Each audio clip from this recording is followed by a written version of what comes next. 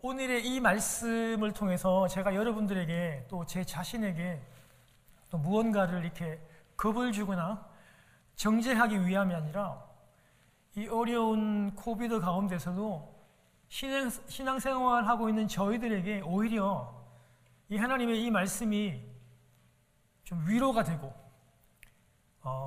세상에 있는 사람들은 어떻게 생각할지는 몰라도 끝까지 믿음을 지키고 예배드리기를 소원하는 오늘 그리니치 성도님들에게 오늘의 이 말씀이 좀 여러분들에게 좀 위로가 되어지기를 바랍니다. 여러분, 하나님의 그 나라, 그 천국의 전부이신 그 예수 그리스도, 그 예수님을 저희들이 영접하고 믿을 때 그 하나님의 나라가 우리 안에 오십니다. 그 하나님의 나라가 겨자씨처럼 또 누룩처럼 보이지 않게 그렇게 퍼져간다고 말씀을 드렸죠. 그 예수 그리스도 하나님의 나라가 우리 안에 와서 그 하나님의 나라가 계속 확장되어져 갑니다. 미래 어디까지? 주님이 오시는 그 재림의 날까지 계속해서 이 하나님의 나라는 우리 속에서, 나의 속에서, 우리 그리니치 한인 교회의 공동체 속에서 계속 자라나게 되어 있습니다. 사랑하는 여러분, 언제까지냐면 주님의 그 재림의 그날까지입니다. 즉 주님의 재림, 하나님의 나라는 이렇게 미래적인 측면이 있고 그 재림의 나라에 하나님의 나라가 완성될 것입니다. 그런데 미래에 들어갈 하나님의 나라를 우리 예수님께서 누구나도 다 알고 있는, 고대 사람이나 오늘날 사람이나 잘 알고 있는 이 혼인잔치, 이 결혼 문화를 이렇게 예를 들며 예수님이 비유를 하셨습니다. 왜냐하면 이거는 남녀노소 할 것 없이 누구나가 이 문화를 잘 알고 있기 때문입니다. 그런데 특히 왕이, 임금이 자기 아들을 위하여, 아들이면 우리 예수 그리스도겠죠. 아들을 위해서 혼인잔치를 준비하는 것 같다고 그렇게 비유를 드셨습니다. 여러분, 당시 유대인들의 혼인잔치는요, 저희들은 한국에서 오랫동안 또 그런 문화를 가지고 있잖아요. 한 번만 그냥 초청장을 보내면 됩니다. 그런데 유대인들은 적어도 3번 정도 이상 그 손님을 초청하고 확인을 했대요.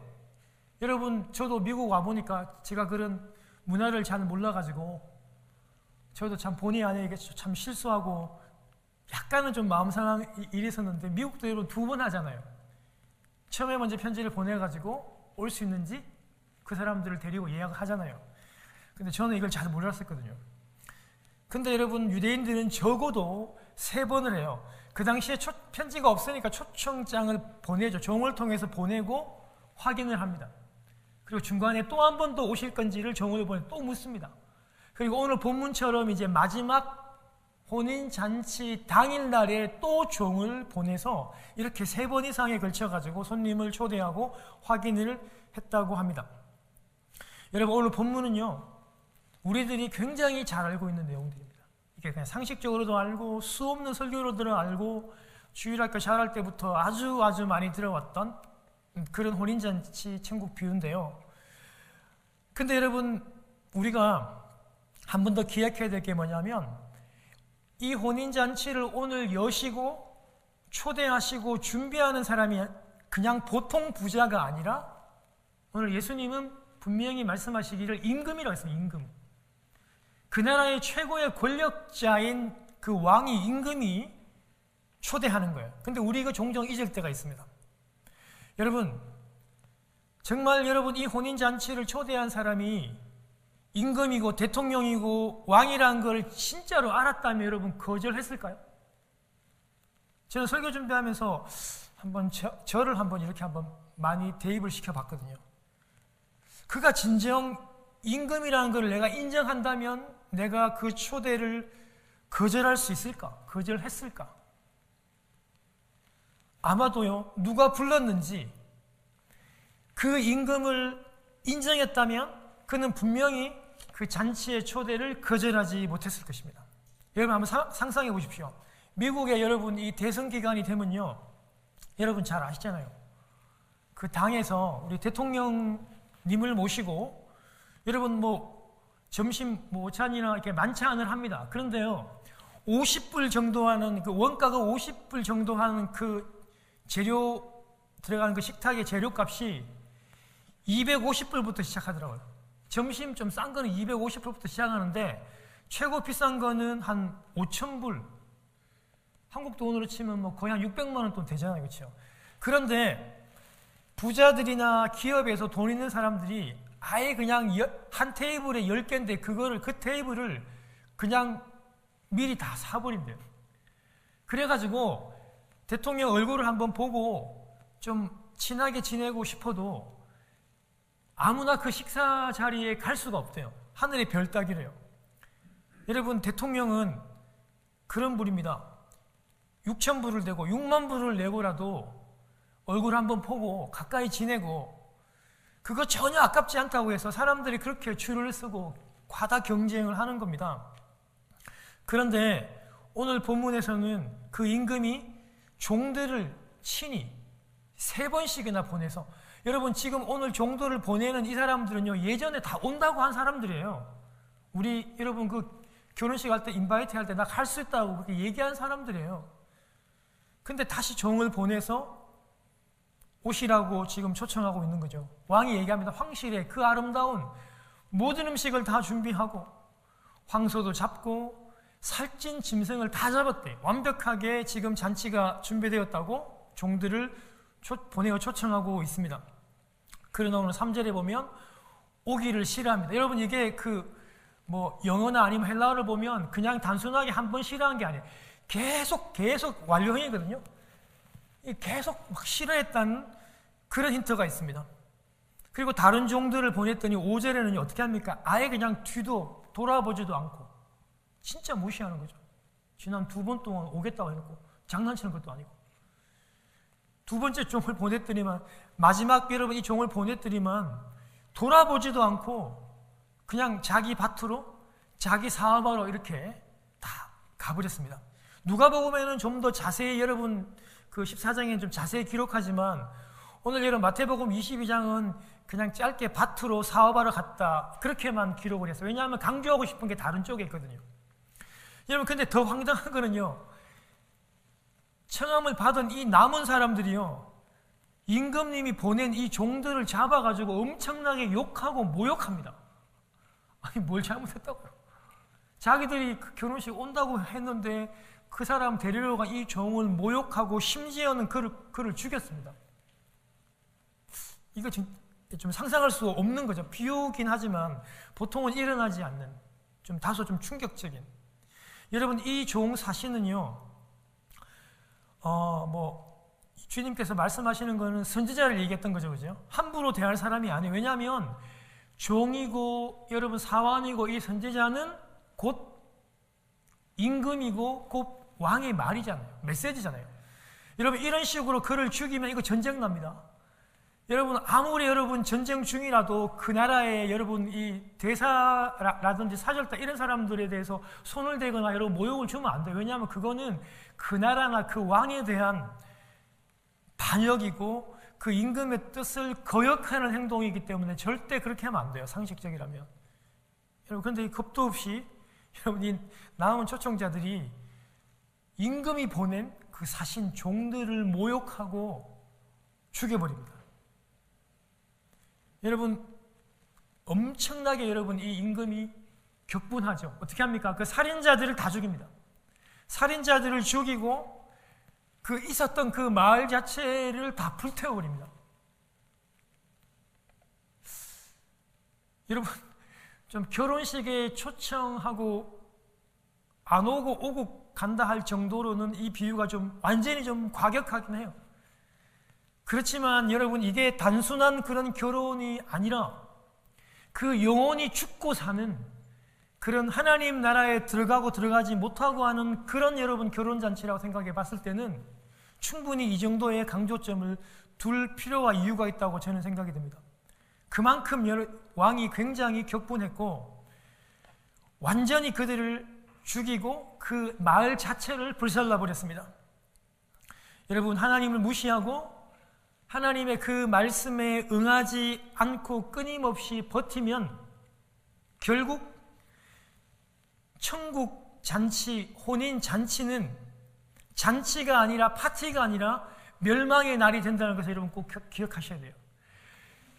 여러분과 저처럼 준비된 사람에게는 파티입니다. 파티. 혼인 파티.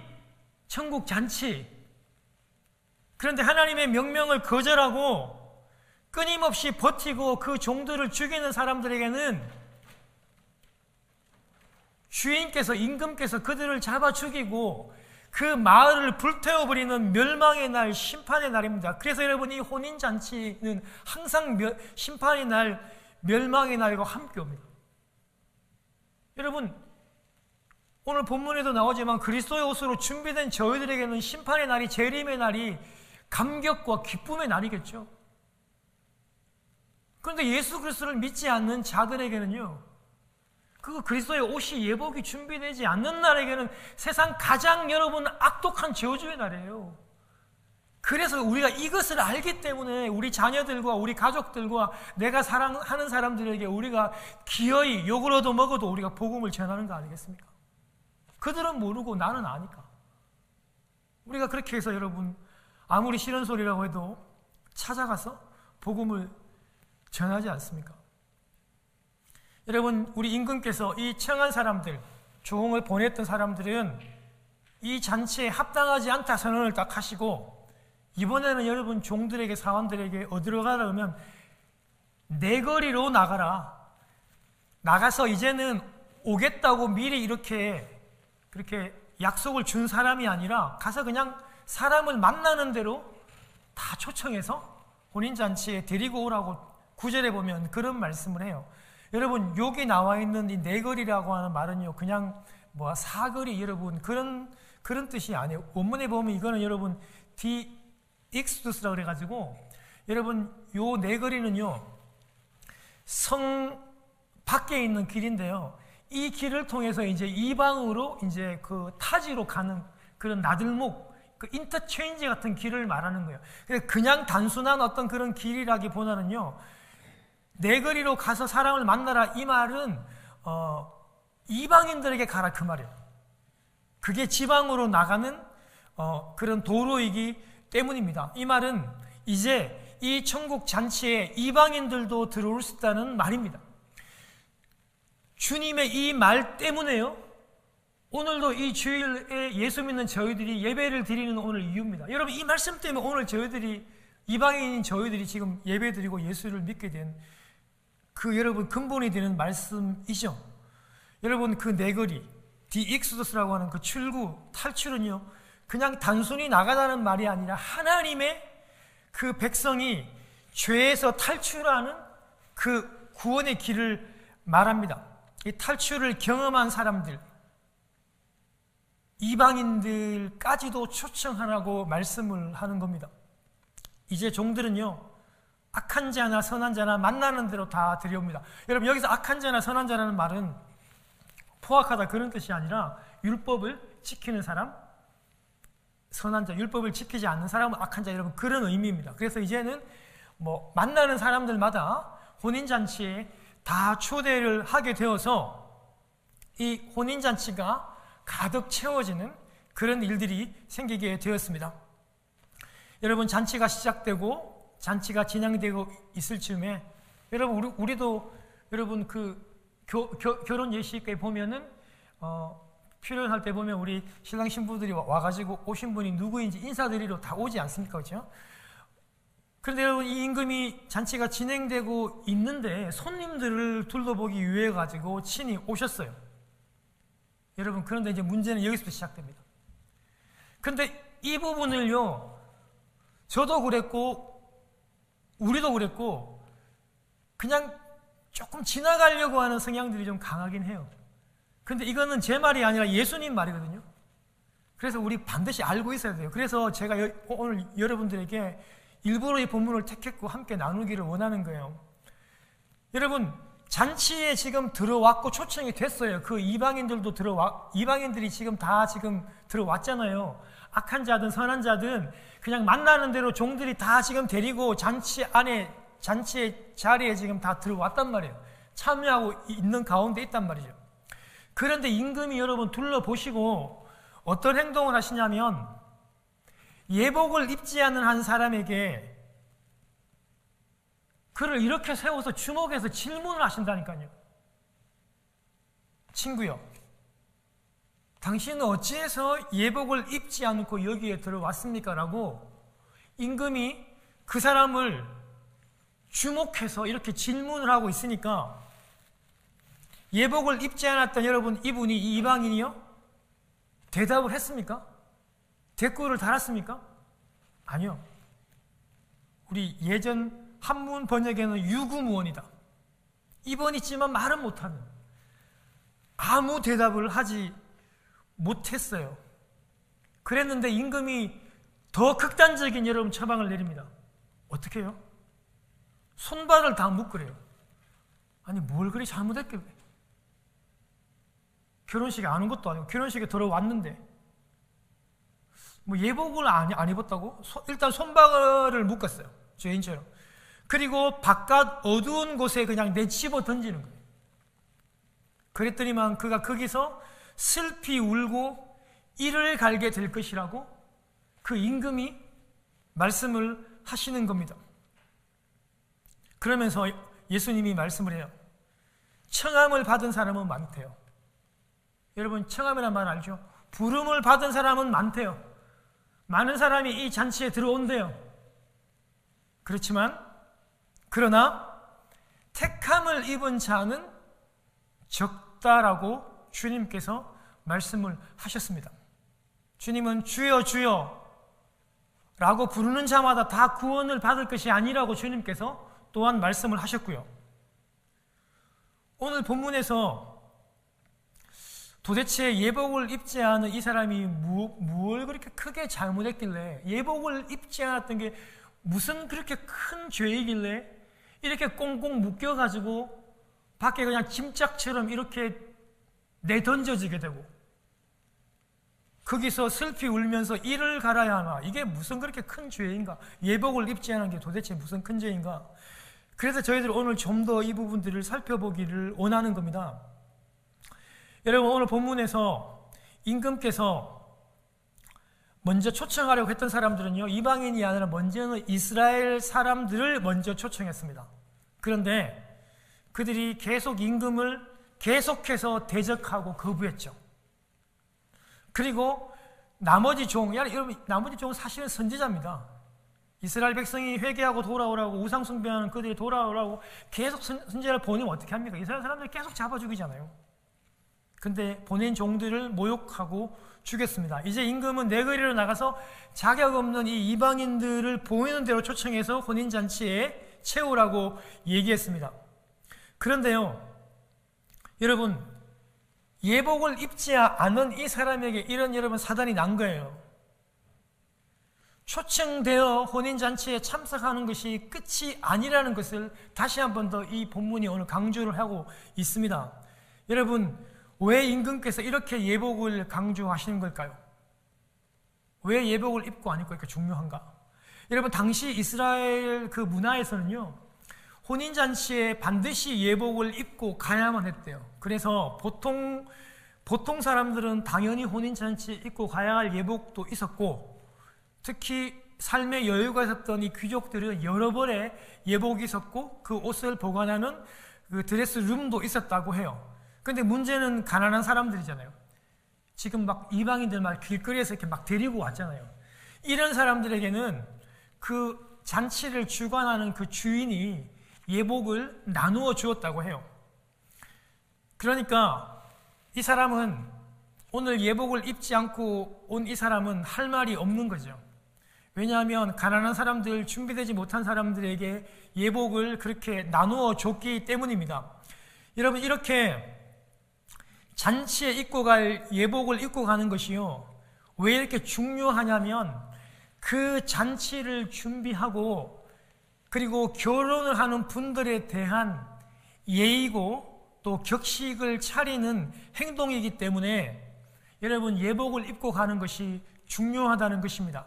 만약에 그 잔치를 배설하는 사람이 왕이라면, 절대적인 왕이었다면 그 왕에 대한 예의고 그 왕께서 베풀어 주신 그 잔치의 뜻, 잔치에 대한 그 잔치를 열게 대한 것에 대한 격식과 예의를 차리는 행동이기 때문에 아주 중요한 예복을 입는 것이 아주 중요한 어떤 그런 행위였다는 거예요. 예를 들면 왕이 이 잔치를 열었는데 정해진 예복을 입지 않는다는 것은 그 왕을 모독하는 일이고 왕을 부인하는 일이 되기 때문입니다. 여러분, 이런 전통은요, 현대인 오늘날에도 우리의 문화 가운데서도 많이 이렇게 깃들여져 있습니다. 예를 들면 우리가 아카데미 시상식, 베니스, 베를린, 칸 영화 시상식을 하는데 보면 거기에 참석하는 사람이 여러분 반바지나 체육복 입은 사람들 혹시 보신 적 있습니까? 수만 분의 드레스를 최고의 디자이너들이 최신의 가장 잘 입은 드레스, 가장 못 입는 드레스 이런 것도 막 뽑잖아요. 영화 시상식 같은데도 여러분 체육복 입고 돌아다니는 사람 아무도 없어요. 최고의 옷을 입잖아요. 요즘 조금 괜찮은 여러분이 격식을 중요시하는 레스토랑 같은 데 가도 이런 반바지 같은 거 여러분 슬리퍼 신고 못 들어갑니다. 오페라를 보러 가도 음악회를 보러 가도 그 하시는 분들에 대한 예의와 격식을 차리기 위해서 반드시 정장을 입고 가더라고요. 여러분 골프도 마찬가지죠. 미국의 마스토스라고 하는 여러분 그 골프 클럽에는 여러분 잘 아시잖아요. 거기 들어가려면 또 거기 하는 게임을 여러분 보러 가려면은 여러분 그 그린색 자켓을 입고 들어가야 되잖아요.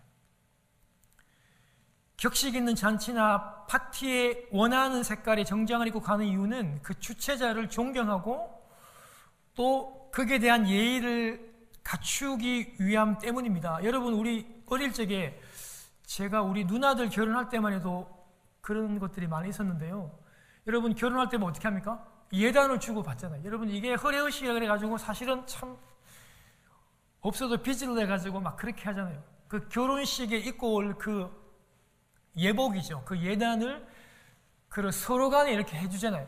가까운 친척들부터 시작해가지고 그게 막 정말 그것 때문에 막 등골이 휘기도 하고 많은 문제가 있기도 했잖아요. 그렇죠? 지금은 많이 하지는 않는데 여러분 그렇게 이 예식에 올 결혼 잔치에 왔을 때 예복을 입고 오는 것은 중요한 의미를 띠게 된다는 겁니다. 그렇다면 과연 본문에서의 예복은 어떤 것일까요?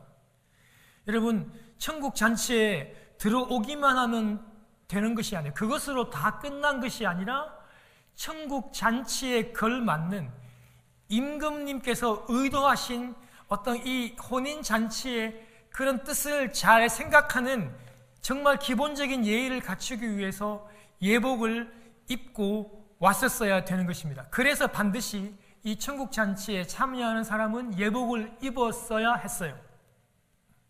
사랑하는 여러분, 이 예복이 무엇일까요? 이 예복은 한마디로 그리스도로 옷 입는 것을 얘기합니다. 할렐루야. 여러분 절대 잊으시면 안 돼요. 이 예복은 여러분 이 계시록 19장에 나와 이 세마포는요, 이 예복은 그리스도입니다. 그리스도. 그리스도로 옷을 입는 것을 얘기합니다. 그리스도로 옷을 입고 거기에 합당한 행동과 열매를 맺는 것을 말합니다. 여러분 오늘날 예를 들면 여러분 우리 경찰들 유니폼 다 입습니다. 함부로 행동 못합니다. 여러분 경찰들이 여러분 유니폼 입고 노상방뇨 이런 거 못하잖아요. 여러분 의사들도 의사들의 가운들을 다 입습니다.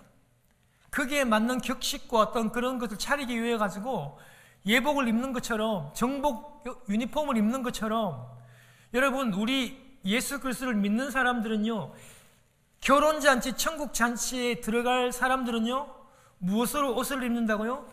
그리스도로 옷을 입습니다. 그래서 그리스도로 옷을 입는다는 것은 그리스도로 옷을 입고 그것에 합당한 행동과 열매를 맺는 것을 얘기합니다. 여러분 이 예복은요 계시록 19장 7절과 8절의 말씀에 또 세마포 옷으로 나오는데요, 여러분 이 예복은요 세마포 옷, 성도의 옳은 행실이라는, 여러분 한번 같이 한번 우리가 읽겠습니다. 시작. 우리가 즐거워하고 크게 기뻐하며 그에게 영광을 돌리세 어린 양의 혼인 기약이 이르렀고 그의 아내가 자신을 준비하였으므로 그에게 빛나고 깨끗한 세마포 옷을 입도록 허락하셨으니 이 세마포 옷은 성도들의 옳은 행실이로다. 아멘. 여러분 7절에 보세요. 그의 아내가 자신을 준비했다. 여러분 이 어린 양, 여러분 예수 그리스도의 여러분 그 신부 아내가 누굽니까? 예수 믿는 성도들이잖아요. 저희들이잖아요. 그래서 그의 아내, 즉 성도인 저희들이요, 자신을 준비했는데 그 신부에게, 성도에게 빛나고 깨끗한 세마포, 예복, 그리스도의 옷을 입도록 허락했는데요, 이 세마포는 뭐라고요? 성도의 옳은 행실이고 그것은 성도의 열매를 가르쳐 얘기합니다. 믿음 생활의 열매를 얘기하는 것입니다. 사랑하는 여러분, 그리스도로 옷 입고 옳은 행실을 해서 아름다운 성령의 열매를 맺는 것이 그래서 중요한 것입니다. 성도는 이렇게 믿음의 열매가 있어야 한다는 말인데, 우리가 그동안 수없이 귀에 딱지가 않도록 들어왔던 그 갈라디아 여러분 그 5장에 나오는 그 성령의 열매를 가르쳐 얘기하는 겁니다. 여러분 우리 갈라디아 5장 22절과 23절에 보면 나오잖아요. 여러분 그 열매가 어떤 열매입니까? 사랑이고, 그리고 희락이고, 화평이고, 그리고 오래 참음과 또 뭡니까? 자비와 양선과. 여러분 양선이란 말은 그냥 어질고 착하다는 말이에요. 착한 것을 얘기합니다. 선한 거. 그 다음에 충성과 온유와 절제의 열매. 믿음 안에서 우리가 서로 사랑하는 거, 남들을 긍휼히 여기는 거, 남들 몰래 사랑을 베풀고 선을 베풀고 오래 참아주고 절제하는 이런 모든 열매들을 계속적으로 맺어가는 것이 바로 여러분 이 예복을 입는 삶이 된다는 겁니다. 여러분 이런 성령의 열매들은요, 성령이 충만할 때 일어나는 일이고 모두가 우리들 그리스도인들의 인격에 관련된 일인데요, 여러분 이것은 또한 갈라디아 5장 그 앞절 한 16절에 보면은 육체의 소욕을 멀리하는 것으로, 즉 여러분 이런 성령의 열매를 맺기 위해서는요, 이런 육체의 열매를 계속해서 거리를 두면서 이걸 멀리할 때 이런 열매를 맺을 수 있다라고 여러분 또한 얘기를 하는 거예요. 여러분 그 육체의 열매가 그 음란한, 그런 육체의 이런 음란한 거, 더러운 거를 얘기해요. 호색하는 거를 얘기하고요. 그 다음에 여러분 막 우상숭배하는 거 있잖아요. 막 점쟁이 찾아가지고 막 추수하는 그런 거. 여러분 뭐 전보고 이런 거 하면 이거 진짜 위험한 일이에요. 여러분 그리고 이간질하고 원수 맺고 분쟁하고 시기하고 분내고 당짓는 거. 여러분 세상 사람들이 가장 여러분 좋아하는 게 그잖아요. 서로 편가르고 헐떡고. 여러분 이 대표적인 게 여러분 이게 바로 육체의 소욕이에요. 성령의 열매, 성령의 소욕을 정반대로 거스리는 게 여러분 이렇게 원수 맺고 싸우고 분쟁하고 따로 끼리끼리 모이고 당을 짓고 하는 것입니다. 그 다음에 여러분 이단도 되고, 그 다음 육체의 소욕은 여러분 또 투기하고 술 취하고 방탕하는 거. 분명히 얘기합니다. 여러분 이런 일을 하는 자, 즉 육체의 소욕을 허용하고 그걸 추구하는 사람들은요, 하나님의 나라를 유업으로 받지 못한다 그랬어요. 이런 사람들은 하나님의 나라를 유업으로 받지 못합니다. 그래서 이런 육체의 소욕들을 계속 멀리하면서 우리가 주 안에서 믿음 생활 안에서 사랑, 희락, 선, 오래 참아주고 기다려주고, 그리고 여러분 충성하고 온유하고 절제하는 이런 모든 열매들, 이런 삶을 계속해 살아갈 때 우리는 그리스도로 옷을 입는 예복을 준비하는 겁니다. 그리고 또 한 가지는 여러분, 우리가 믿음의 이 윤리들을 지켜가는 것이죠. 세상이 말하는 착하고 나쁘고 그런 게 아니라 믿음 안에서의 윤리들입니다. 예를 들면 여러분 우리가 예수 믿는 사람들인데 예배를 안 드려요. 제가 지난주에 말씀드렸죠. 이건 진짜 있을 수 없는 일이에요. 예배를 드리는 거. 우리가 예수를 믿으면서 우리 성도 안에서 교제하는 거. 서로 축복하고 교제하는 거, 때로는 성경 공부하는 거, 예수를 믿으면서 전도하는 거, 예수를 믿으면서 우리가 기도하는 어떤 그런 행동들, 큐티를 하고 성경을 읽고 묵상하는 이런 믿음의 행동과 이런 윤리들이 그리스도를 옷 입는 것이고 예복을 준비하는 일들입니다. 여러분, 먼저는요, 임금께서 베푸시고 배설하시는 그 혼인잔치의 그 초청에 허락하고 잔치에 응하는 것이 대단히 중요합니다. 어쩌면 이것이 우리 신앙의 공동체 안으로 들어오고 교회 안으로 들어오고 예배를 드리게 되는 것이죠. 믿음의 공동체 안으로 들어오는 겁니다. 그런데 여기서 끝나는 것이 아니라 반드시 거룩한 예복을 입고 함께 가야 합니다. 여러분 꼭 기억하십시오. 예수 그리스도를 입으로만 시인한다고 해서 주여 주여 한다고 해서 다 구원받는 게 여러분 아닙니다. 제 말이 아니라 예수님 말이라니까요. 주여 주여. 여러분 다 그렇게 해서 구원받는 게 아닙니다. 내가 무엇을 행동으로 해서 믿음의 어떤 그런 행위로서 구원을 받는다는 게 아니에요. 우리는 예수 그리스도의 온전한 그 은혜로 그 믿음으로 구원을 받지만 예수 그리스도를 믿는 사람이 성도가 이런 거룩한 그리스도로 옷 입고 행동하지 않을 수 없다는 거예요. 예수 그리스도로 옷 입은 사람이 어떻게 여러분 술 취해 방탕할 수 있습니까? 어떻게 그렇게 더럽고 음욕적으로 살아갈 수 있고 예수 그리스도로 옷 입은 사람이 어떻게 세상에서 세상 사람들이 하는 똑같은 일들을 할 수 있겠습니까? 그런 사람들은요, 그런 행동을 하는 사람들은 하나님의 나라의 유업을 이어가지 못하는 사람들입니다. 그래서 우리는요, 반드시 우리는 심판대 앞에 히브리서 여러분 우리 9장 20절 나와 있는 것처럼 우리는 반드시 심판대 앞에 서게 됩니다. 그리고 우리가 했던 이런 여러분 그리스도로 옷 입고 우리가 했던 이 일들에 대해서 우리는 하나님 앞에 우리 심판을 받게 된다는 것입니다. 사랑하는 성도 여러분, 그리스도로 옷을 입고 이 거룩한 옷을 입고 이 거룩한 세마포 옷을 입고 우리는 성도로서 당연히 해야 할 이 성령의 열매를 맺어가야 됩니다. 그런데 이게 내 마음대로 절대 안 돼요. 내가 하고 싶다고 되는 게 아니라 내 안에 계시는 성령님께서 하실 수 있도록 우리가 계속 성령의 충만한 삶을 살아야 됩니다. 여러분, 그래서 우리가 사랑하고 화평하고 오래 참고 절제하고 또 온유하고 여러분 또 그리고 우리가 전도하고 예배하고 시간을 내어서 시간을 쪼개서 하나님 앞에 기도하고 하나님을 만나고 여러분 계속해서 이 말씀을 큐티에 가면서 하나님의 뜻을 알고 이런 삶들을 계속해서 주님이 오시는 그 재림의 날까지 이어져 갈 때 우리는 하나님 앞에서 저는 판단을 받을 것이라 생각합니다. 여러분, 저는 개인적으로 당연히 우리 예수를 잘 믿는 사람들, 이런 바울을 존경하지 않는 사람이 없잖아요. 근데 여러분, 바울도 끊임없는 고민이 뭐냐면 자기는 복음을 그렇게 평생 결혼도 하지 않고 마지막까지 여러분 순교했거든요. 그렇게 복음을 전하고도 그렇게 열심히 순교하는 삶을 살았는데 자기가 구원을 받지 못할까 봐